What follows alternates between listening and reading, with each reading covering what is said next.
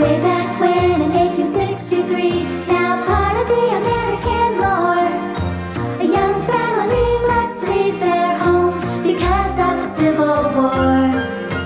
Living their lives in a brand new town, doing the best they can.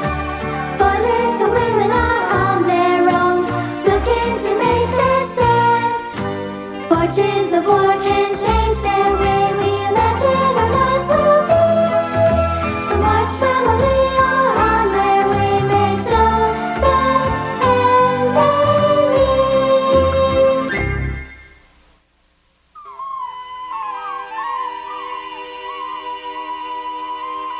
Marmee accepted Aunt March's offer to stay with her until we found our own house, but I still dreamed of staying in a hotel. I guess Aunt March isn't as bad as I thought she was, but she sure does frown a lot. Have you heard the news about the March family? They're back. What's that? Simply that Madam invited them to stay. And I think that means you'll have 6 more mouths to feed.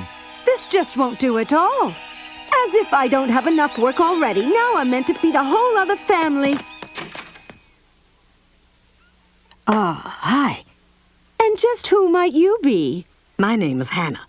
I've been taking care of housekeeping for the Marches for a lot of years now. Oh, then you'll be staying for a while. Mm-hmm. And you must be Miss Dorothea.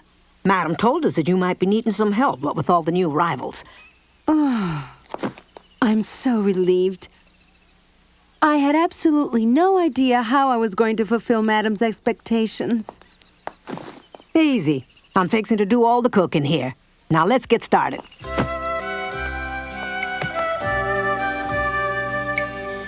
I should have known something was going on when Aunt March put me and Beth in the same room. That didn't make any sense to me at first. I mean, the house was big enough to be a small hotel. There were empty rooms all over the place, and we'd been living there a long time before we ever saw the other wings. If Father had been there, I know things would have been different. I missed him, and I hated this stupid war. Come in. I've brought you some blankets. Thank you, Esther.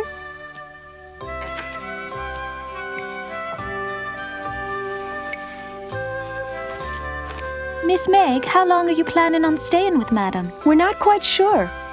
The reason I'm asking, I think it would be more comfortable if you all had your own beds to sleep in. Don't you worry, we'll be fine. I meant no harm, just wondering. If you don't need me, Mrs., I'll be leaving. Thank you, Esther. You've been a big help. Thank you, Miss. So we're stuck here after all. At least Aunt could have given us each our own room. Meg, shh. She may still be there. Well, that suits me just fine. And if she does hear, she can pass the information on to our dear aunt. It can't be helped. It was Marmee who made the decision. She said 2 rooms would be fine. She didn't want to be ungrateful. Do you really believe you can sleep on that thing? Yes, it seems comfortable. It may even change what I dream about. Anyway, it's far superior to what Father's sleeping on. I imagine the men at the front are sleeping on rocks tonight. Josephine, you are strange. I am? Listen, I'm a darn sight better off than being in that room. What with Amy snoring and Beth having nightmares, I'd never have a minute of peace, really. I'm certain. So why didn't we stay at the hotel? It would have been easier and so much more comfortable. You're right, it makes no sense. She must have something else in mind. I suppose it'll take a while before we finally wear out our welcome. I wonder if it would help us at all if we asked Aunt March for some chores to do. I guess it would be polite.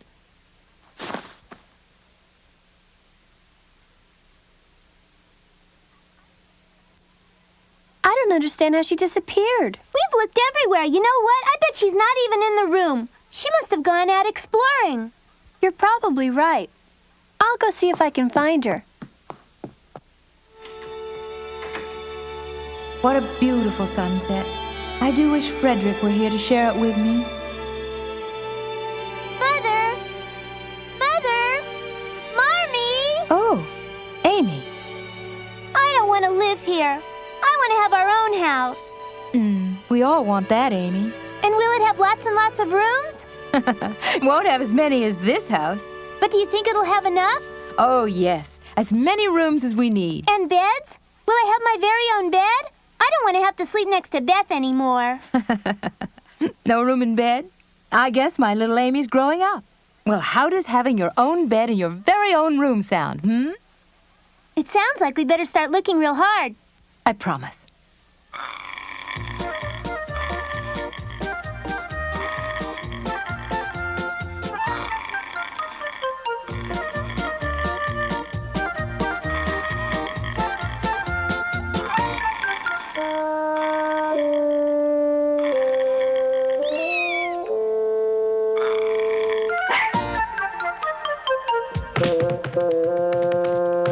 Hey, Milky, what have you done?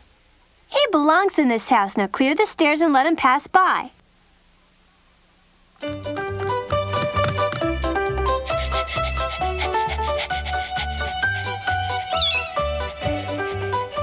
Stop teasing him.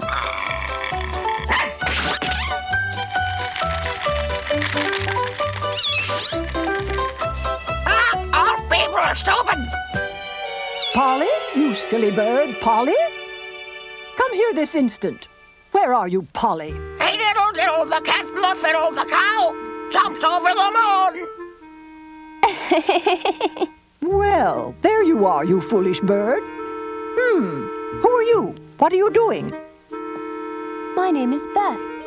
Yes. Hello. Well, Beth, catch my Polly before she gets away. Oh, be glad to. Catch my Polly! Catch my Polly! Hold still. Stupid bird! Hey! Leave Milky alone, you old crow! Come back here, you coward!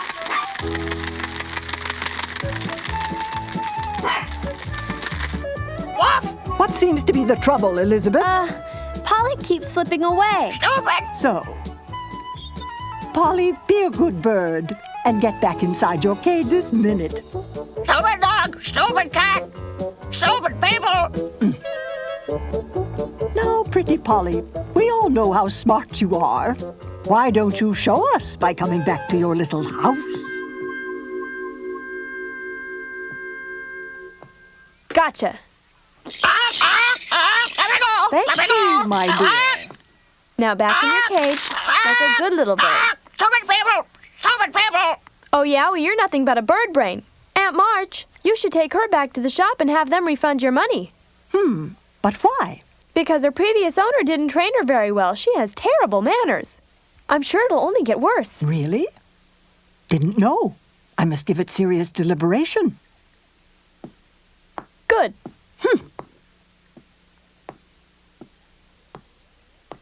Josephine, dear, it's not the bird's fault. Aunt March is to blame. It only repeats what she's saying. All it does is mimic. I'm well aware of that. Oh, you mean that was a joke? Of course. Ah. How's the room, Beth? It's quite nice. And how does Mother feel about our new home? Fine.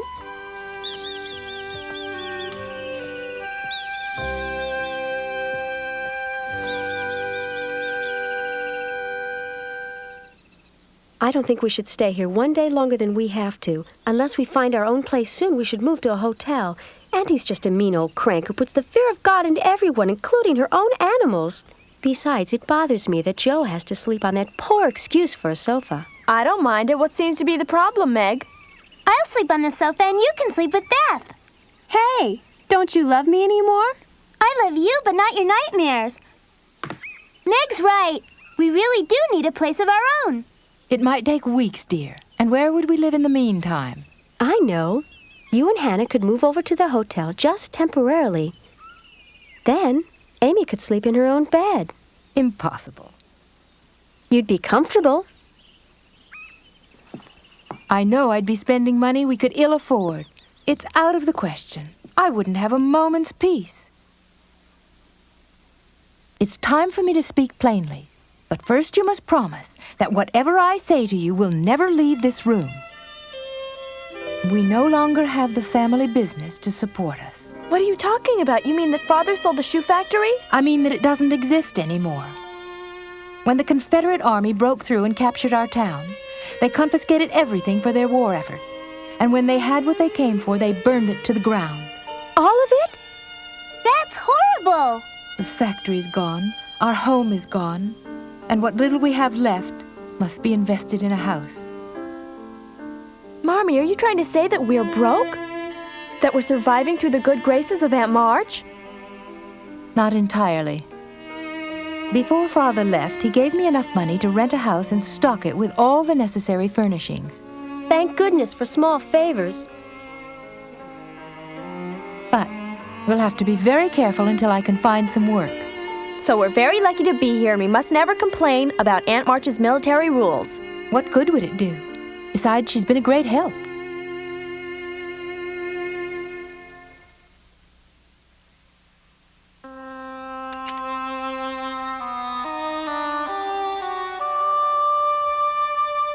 Beth, she keeps staring at me.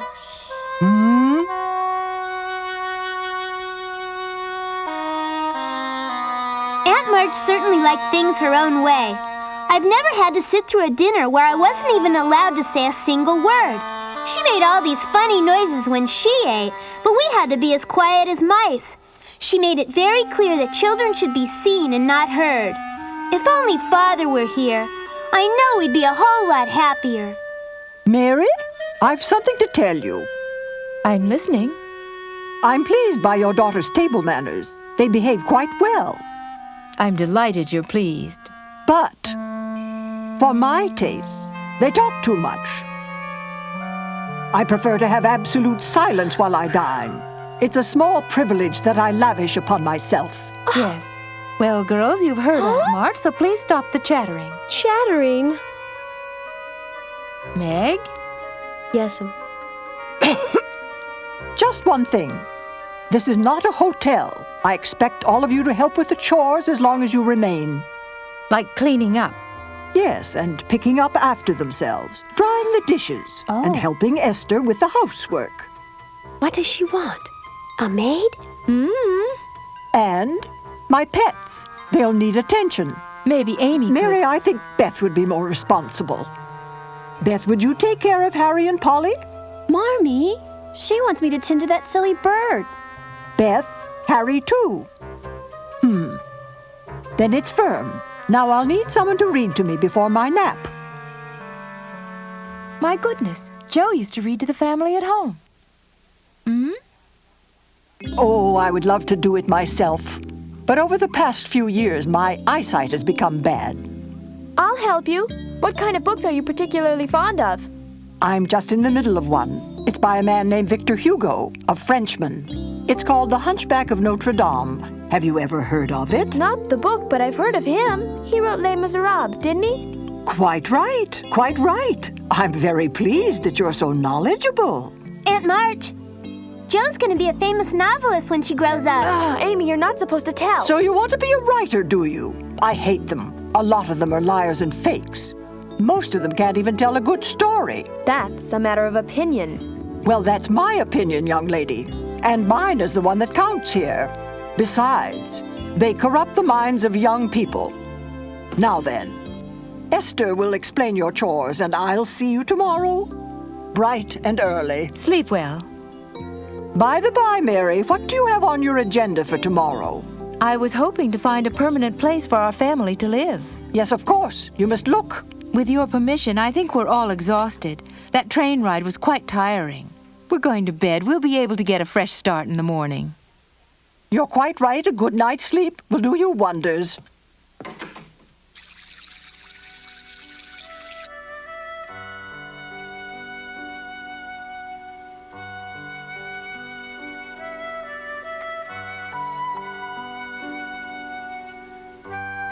Joe, are you sure you'd be comfortable on the sofa?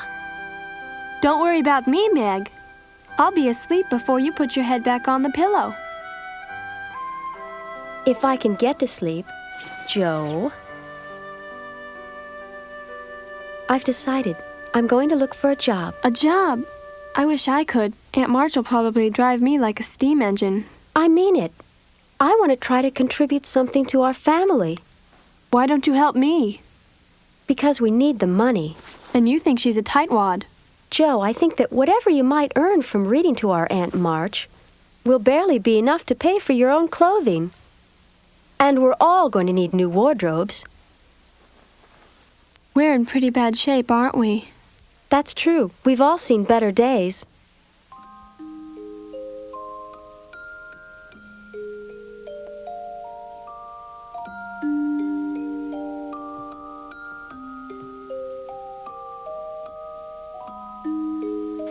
Friedrich, my love, your family really needs you.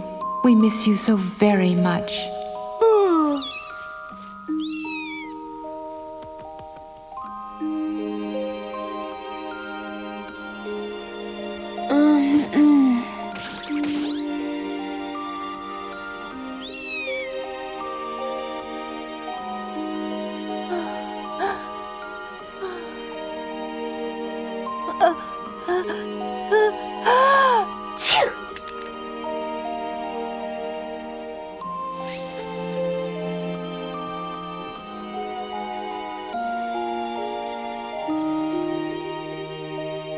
Good night, darlings.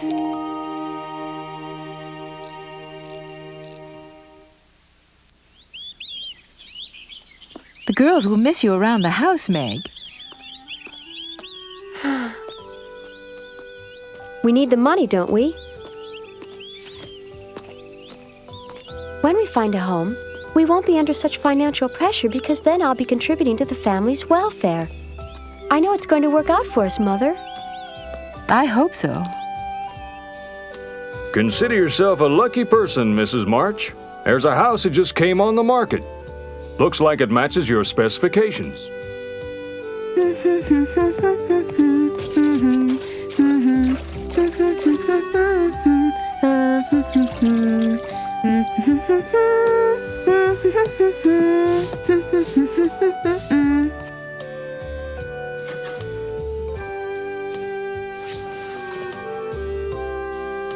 Golly, I've never seen so many books in my life.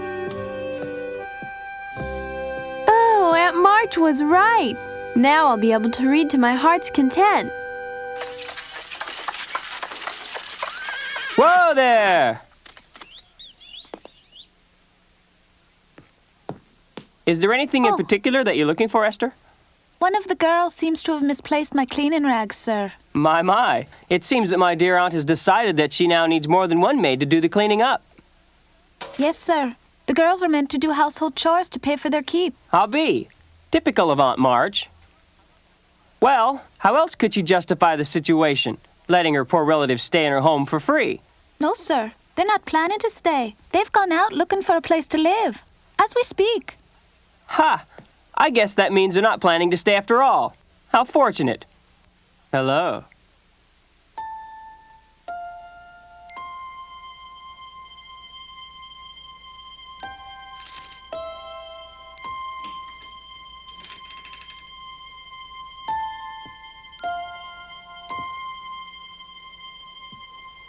Hello, miss.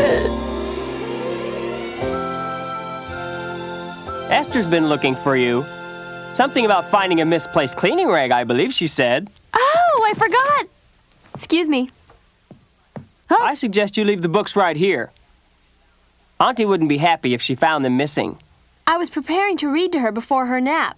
It's part of my chores, you know. Now what should I read to her today?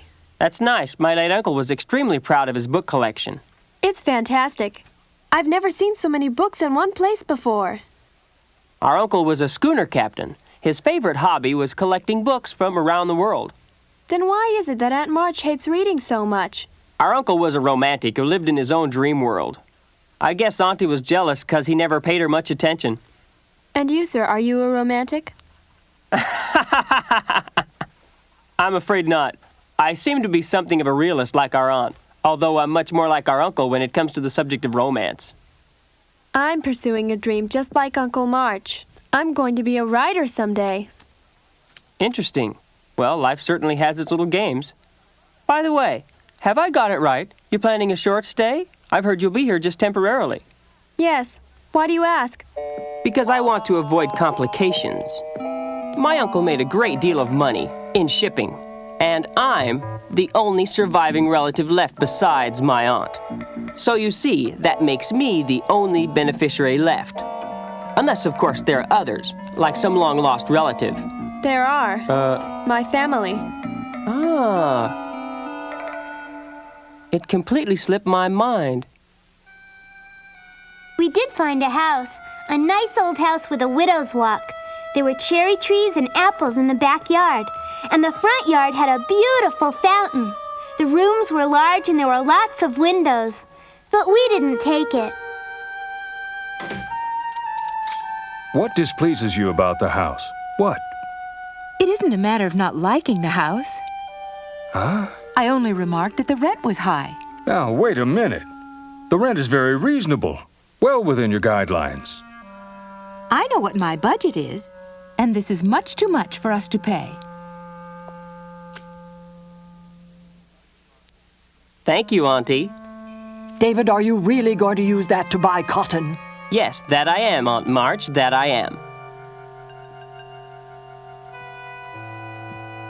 But what can one buy for $50 these days? You may remember, I told you I would be needing about $200. Yes, I remember exactly.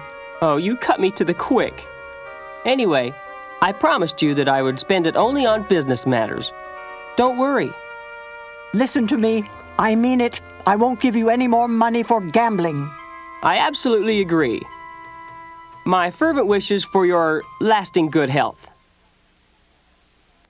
Is $50 a month that difficult to pay? I'm afraid it is, at least for now. It was a very beautiful home. Yes, it was, but Meg, dear, the war has caused the price of housing to skyrocket. The rentals are just too expensive. I'm afraid we won't be able to live on what Father gave us. I'm certain the realtor will be able to find us something we can afford. I hope you're right, Meg. I do hope you're right. The war was really creating a lot of problems for our family. We didn't hear from Father from 1 month to the next, and our money was dwindling while prices were rising. We needed to have our own home, and we needed it soon. Oh, stop moving so much, Harry, or else I'll never get finished.